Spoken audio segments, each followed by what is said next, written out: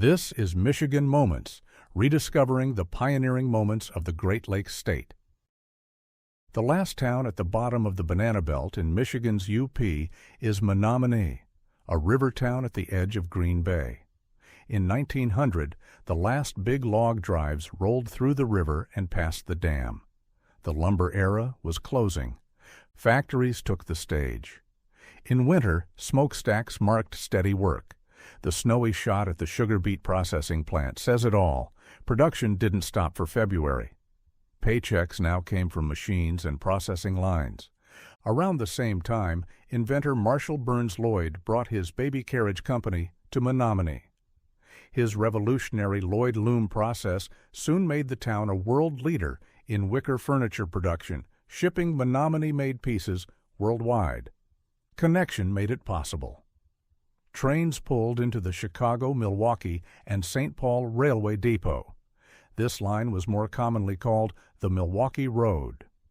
On Main Street, streetcars rattled past the Hotel Menominee, while early autos shared the bricks.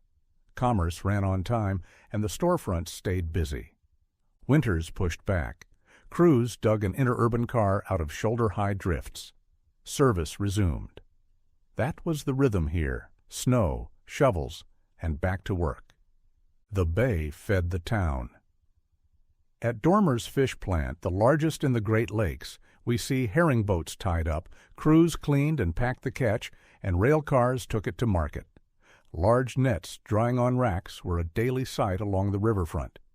Each spring brought another tradition: smelt dipping, when locals waded into the Menominee River with long-handled nets under lantern light.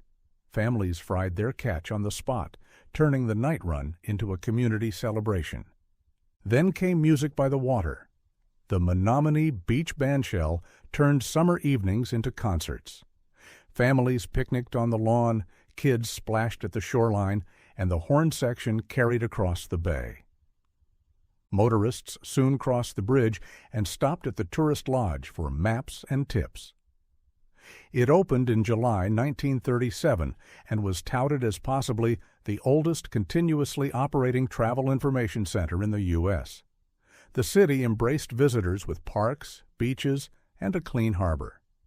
Menominee's story is steady and clear: rails, nets, and a new direction, built by neighbors who showed up.